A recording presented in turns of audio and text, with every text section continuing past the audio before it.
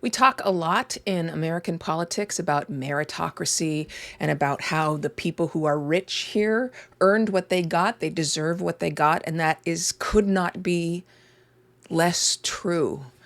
Let me explain to you that wealth in the United States is almost entirely extractive, meaning that a few people who, either by virtue of luck, maybe they had a great idea, they end up extracting the profits earned by other workers or by American taxpayers and putting into their accounts to collect interest. You know, Larry Glickman, the historian at Cornell, posted this recently, and he linked to a New York Times article about how the big, beautiful bill is going to transfer wealth, the largest transfer of wealth from middle class and poor Americans to the billionaire class. And he said, for all the voluminous punditry about the possibility of new worker-friendly Republican Party, Trumpism marks not just a continuation, but an acceleration of the GOP's multi-decade class war from the top down.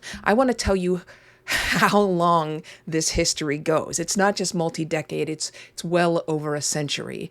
I responded to this by saying, honestly, this is a continuation of centuries of extraction. It was the industrial age that allowed royal, aristocratic, corporate powers to expand and hasten the extraction of wealth exponentially. But it's always been about the few funding extravagant lifestyles by stealing the labor of the many.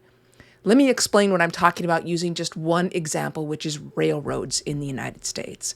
Railroad moguls like Cornelius Vanderbilt put up very little of their own money to build the railroads that crisscrossed the United States. Instead, they relied on money from the government, that's our money, and the sale of railroad bonds and stock. A lot of people who were pro-business thought this was excellent.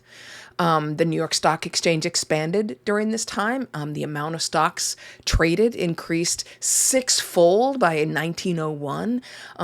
They say that the dramatic, just explosive growth of railroads created the first big businesses in the U.S. Again, that's how Cornelius Vanderbilt built a fortune that exceeded $100 million. And the Republican Party, which has always been pro-business, was fully on board. Congress gave these men more than 100 million acres of our land. Now, most of that was indigenous land, but it was also American land. Much of it was public land. And they gave also more than $64 million in both direct payments, cash checks, and tax incentives. And that was just the federal government. State and local governments rushed to give these guys money as well. Whatever towns had a railroad stop, they figured, those towns would grow. And yet these railroad tycoons, again, were putting up very little of their own money. And many of them didn't even know how railroads worked. I'm not even kidding about this. These companies were badly managed. There was a lot of poor planning. They overbuilt. They overpromised. When they started losing money to their competitors because there were so many railroad builders hoping to get rich quick, they started to make agreements among themselves to set rates for things. That didn't entirely work out because some people didn't fulfill their promises.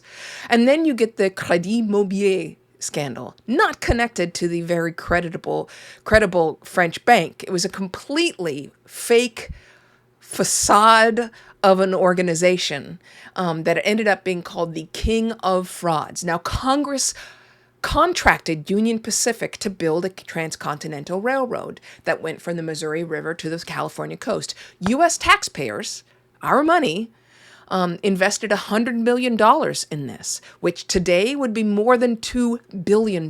Congress also gave Union Pacific 20 million acres of land.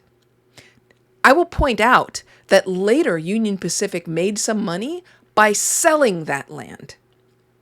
Okay, the railroad ended up costing $50 million to build, but Union Pacific, through this fake bank, charged almost $100 million, and the executives at Union Pacific pocketed the extra $44 million. Then they used some of that stolen money to bribe politicians in order to steer more government funding their way and to loosen up regulations. They gave them shares in the company. They gave that to more than 30 politicians from both parties.